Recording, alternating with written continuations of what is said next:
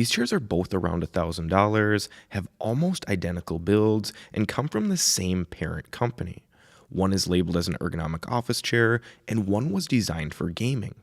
Most of the time, I don't think that gaming upgrades are actually worth it, but in this case, I think the Mavix M9 gaming chair destroys the X-Chair X2 ergonomic office chair. Both chairs come from a parent company called Future Seating, which also owns Healthy Back. From a build quality standpoint, the X-Chair X2 and the Mavix M9 are almost identical. They're not high-end, but they're not low-end either. I think they're at the upper end of the mid-market, if that makes sense. One thing that I do find interesting is how much money you save by going with the Mavix over the X-Chair. When adding the options on the X-Chair for the wider seat and the locking wheels to match the standard Mavix M9, the X-Chair ends up being $948 compared to the Mavix at $849. To me, this is a pretty big difference because I think the Mavix is just a better chair and you're going to save quite a bit of money by going with it. The main reason why I think the Mavix is so much better is that it's just so much more comfortable. The arms are the exact same, so we won't see any differences there. They're okay, but not great. They're soft, which is good, and they do have four-way adjustment, but the ranges are a bit lacking. The back, seat, and recline are where we see major differences though.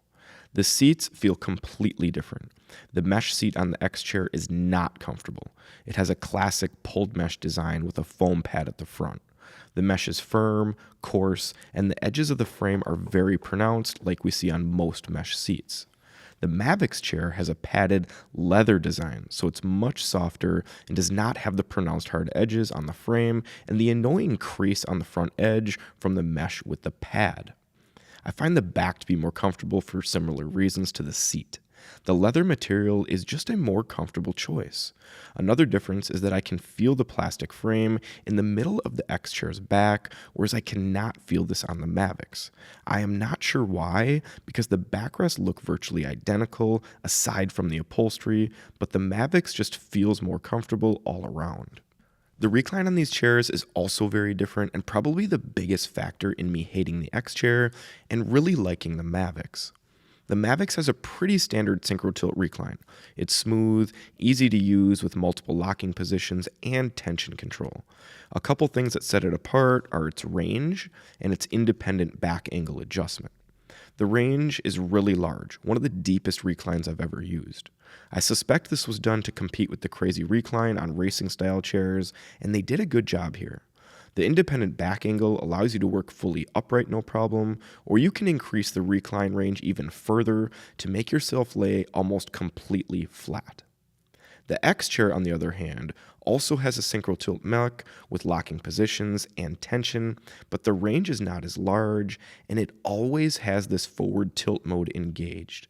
Unless you lock the chair, it always tilts forward. This really makes it annoying for me to use because I'm always holding myself up with my feet pressed against a footrest, and I cannot use the front edge without the chair just rocking forward completely. I really dislike this design, so much so that this one feature would make the chair unusable for me. The headrest is another area where I much prefer the Mavix to the X-Chair for a couple reasons. The first is that it's easier to adjust.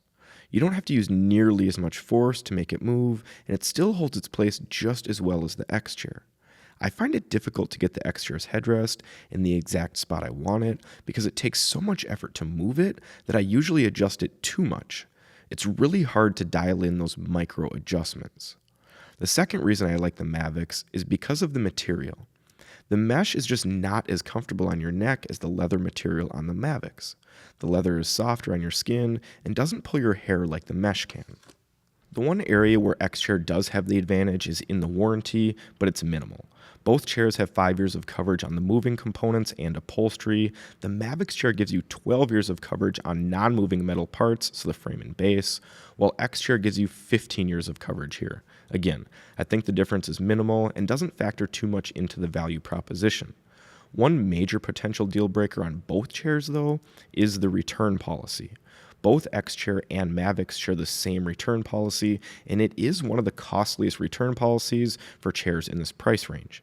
You get 30 days to try the chair.